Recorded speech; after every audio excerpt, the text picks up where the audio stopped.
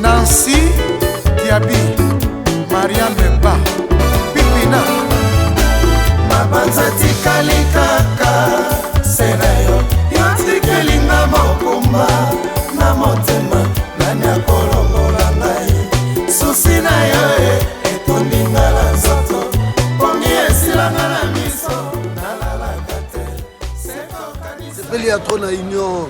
Union sacrée, union nationale, idée. J'appelle bien, félicitations. L'axima qui va dans Mboka, dans Congo, faut solo là, dialogue. C'est ça.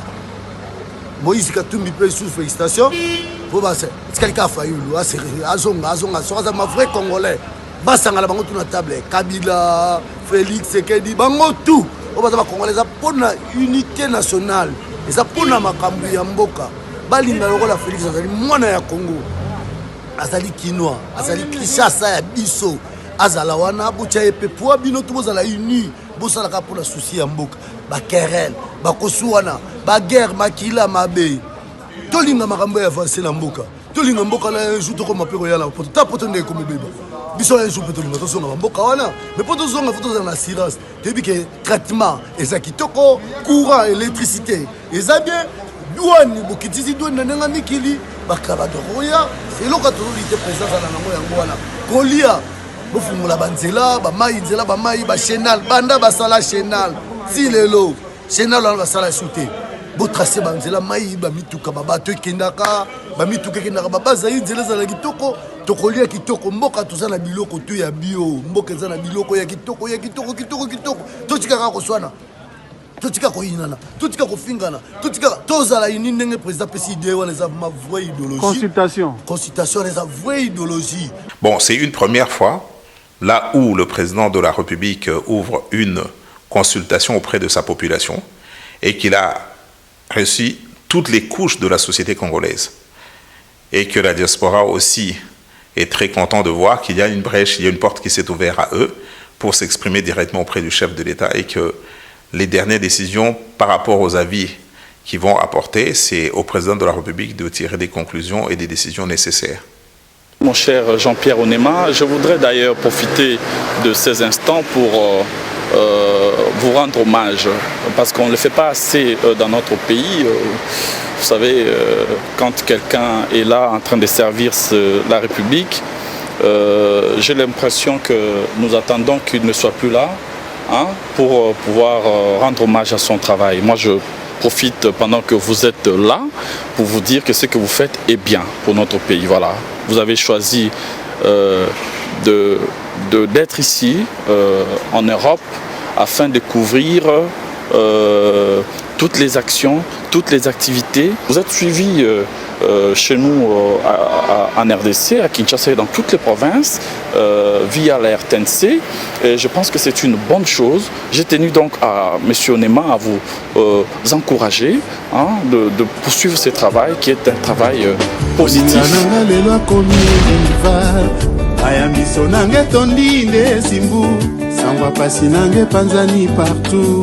Na baba ba resto ba fête na ba anniversaire ba retraite de aya misonange panzi sango na ba fleuve océan jusqu'à la mer Cécile Kimia aya misonange komi eau douce ona ba oyo bolingo esala pasie nokola emonela elelisa ye talandaga okamizinga mfumu nakomi malade nakomi ndekila u kaka mpona yo joteme mfumu nakosamba o papa ninyango nasali ongaye ninyango likambo yanga na yo epanzi makitako yobelanga yema ninyango nalangwe nakomi ndekila u nanyango alula te na mokili oyo Rose Rajab suka na chroniqueur Yanga na yo, pasili esi maloba mpona likambo yango yanga na yo komela na makila bakosilisa nde maloba moninga toliaka na ye nzoka moloki avanda na ye na banzaki na ye esinga nzoka nyonyoka vene tala ndenga salinga atubinga kotisinga vene anga na dangwe mwana mama oh mama ninyango na sali ye bakado bafleur sheri ozalaki komemelanga nzoka ezalaki kosala yo mabe ezalaka kosala ye mabe o kokende kosambela kaka partout toluka kaka po mokolo ekomabe tambasala mokili ndenge o. Bonjour bandeko nanga nyonso bana ya Congo oyo ezali ndeko na mino Jimmy Bofosa à Paris, en France, nous soutenir consultation politique initiée par notre président Félix Tshisekedi Tshilombo. Je crois que bomoni makamba webanda indépendance ya Congo salama et salama note ki nzonzi monere au président initié pour na to aboutir na union sacrée pour na esunga biso to réformer mboka to memamboka na liboso. Vraiment, biso nyonso ana poto tozali derrière le président de la République.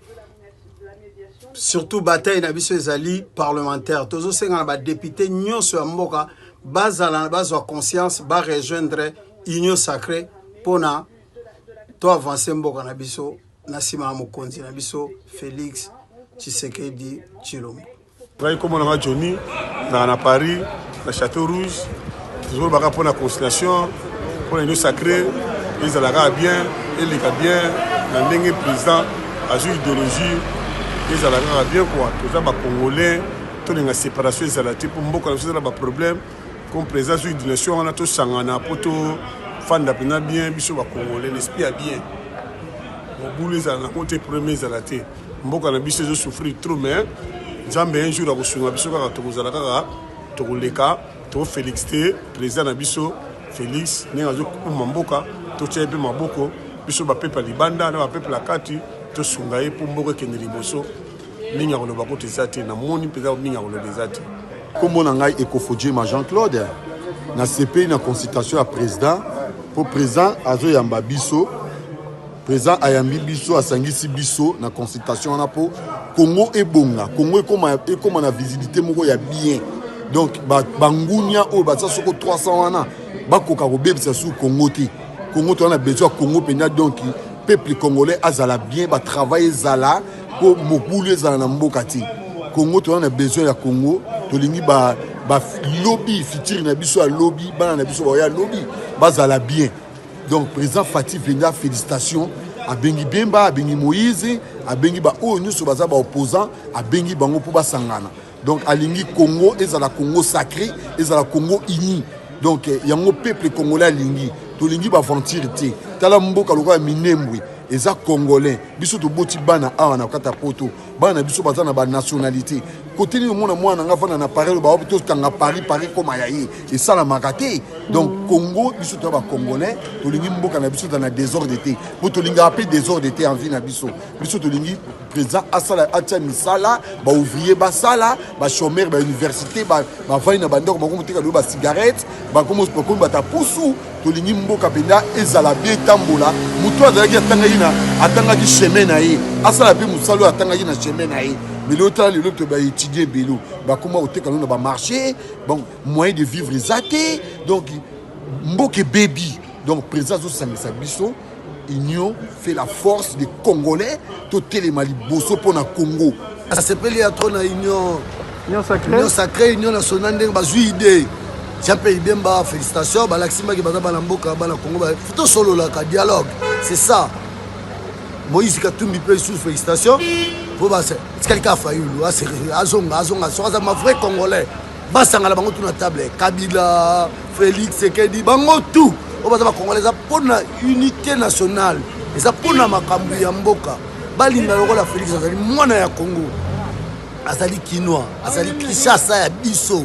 Azala wana bucha epe pour bino tout bozala uni bosala ka pour la souci ya mboka ba querelle ba kosuwana baguerre makila mabe tolinga makambo ya avance na mboka tolinga mboka la un jour toko mapero ya la poto ta poto ndeko komebeba biso un jour tolinga tozonga mboka wana mais poto zonga photo dans l'assurance tebi que traitement ezaki toko courant électricité eza bien douane bokitisi douane nanga mikili bakaba de roya c'est loka tololi te présence na nango yango wana kolia bofungula banzela bamai nzela bamai ba chenal banda basala chenal si lelo chenal wana basala shooter bo tracer banzela mai bamituka babato ekendaka bamituka ekendaka babazai nzela ezala kitoko tokolia kitoko mboka toza na biloko tu ya bio mboka eza na biloko ya kitoko totikaka koswana totika koyinana totika kofingana totika tozala ini ndenge président pesi idée wana eza ma vraie idéologie consultation eza vraie idéologie.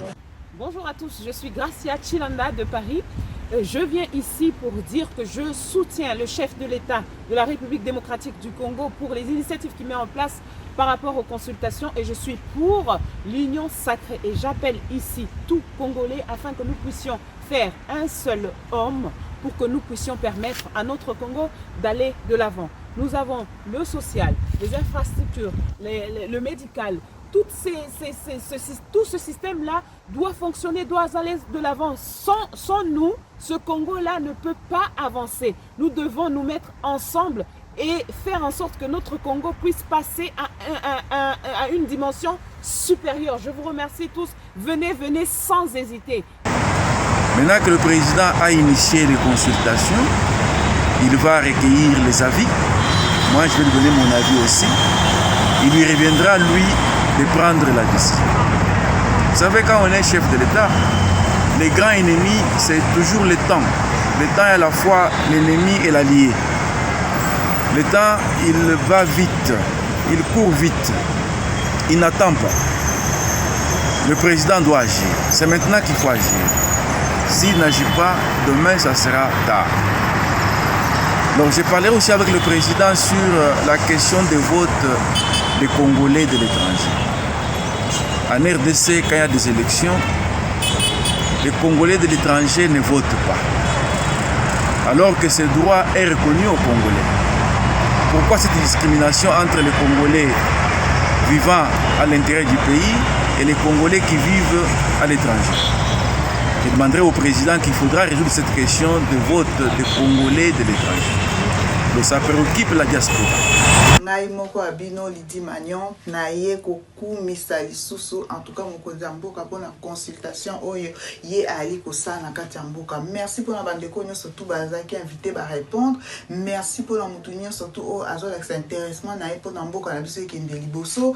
En tout cas totomboli mokonzi ya mboka mpona likanisi oyo mpe toza na kondima ete décision ya suka ekozala ya malamu mpo biso ngai naza na France biso sotu toza na motema etali kaka kuna na kati ya mboka mpo se ali ete mboka ekende liboso. Donc na sengi pe na baoni surtout batikali so moyen ezali buvuzana na basese bobima boya komona mokonzi ya mboka ana besoin na yo ana besoin batu nyonso surtout pona ete Congo ekende liboso. Pourquoi on soutient la consultation là? Parce que dans la consultation il y aura l'union nationale, union sacrée. Bon, là, ce qu'on dit à la consultation, on a mis côté sport. Côté sport, on a posé le sport, qui est liboso. Vraiment, bah, sportif, bah, bien payé. Vraiment, toi, on a belé sur côté sportif, il y a féminin. Mal payé. Donc, vraiment, on sait vraiment pour la mission du sport, bah, bon, c'est sport bien. Félix Tshisekedi, on a la poto, où met la président. Donc, comme ça, King Congo poto. Donc, comme ça, Congo poto, ma président, tu as soutenu ma casse, tu as contrôlé, mais tu as pour eux. Vraiment, merci na RTNC. Parce que Félix a bloqué. Il nous fait la force pour ça. Il a fait solution, il a bloqué. Bloqué dans la FCC. Pour nous, a dissous l'Assemblée pendant la FCC. Il y a FCC base de lobby. Base de lobby, tu vas Genève. Si on va déclarer balingi mariage à FCCT, mais à penser mariage en haut. Comment sont réseau au peuple congolais?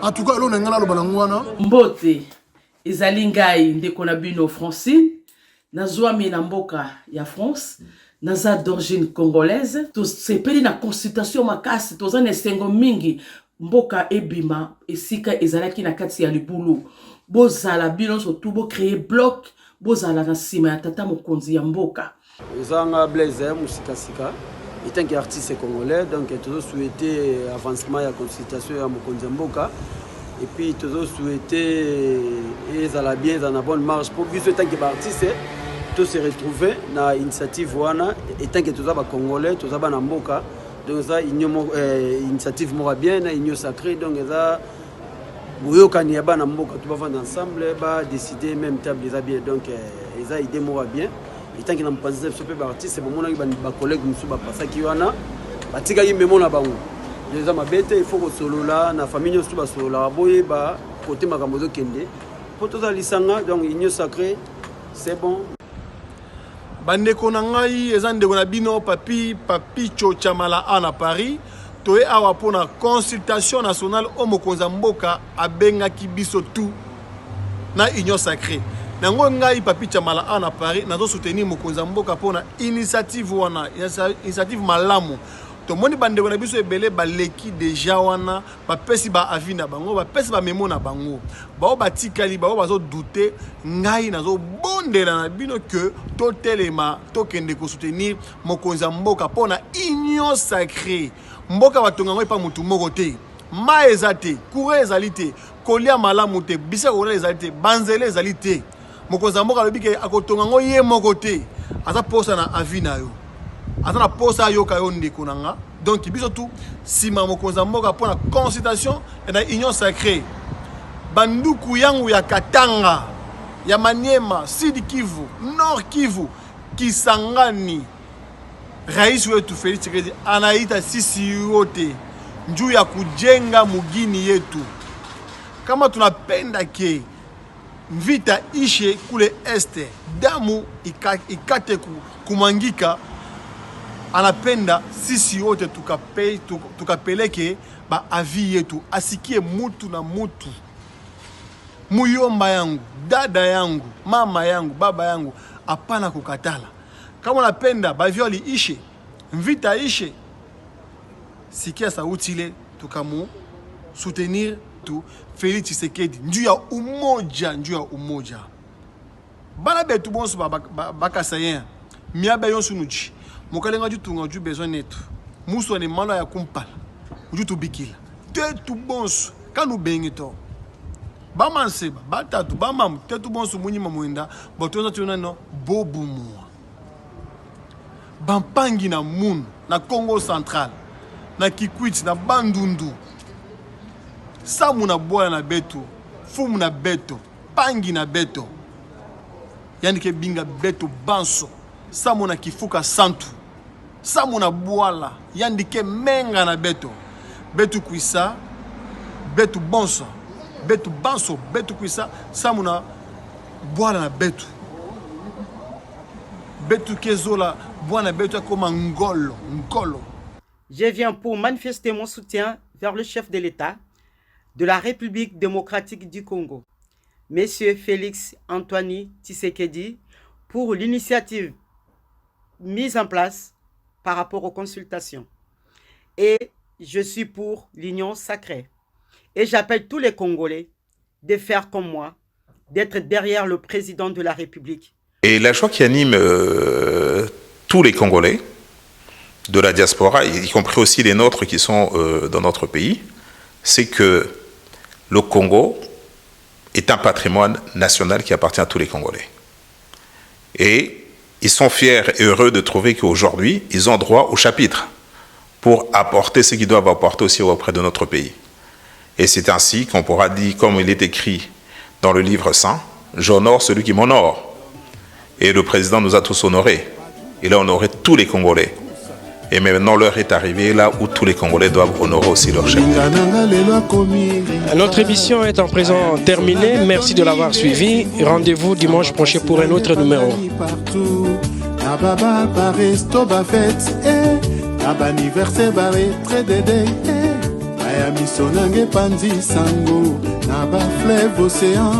Jusqu'à la mer. Cécile Kimia aya miso nanga ekomi odus mpona baoyo bolingo esala pasi enyokola emonela elelisa ye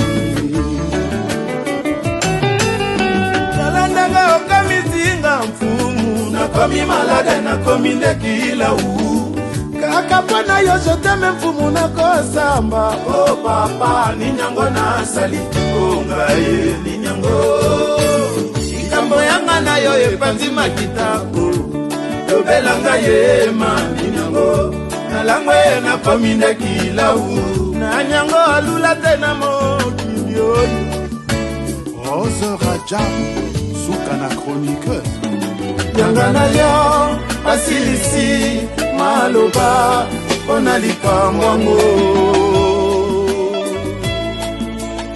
yanga na yo komela na makila bakosilisa nde maloba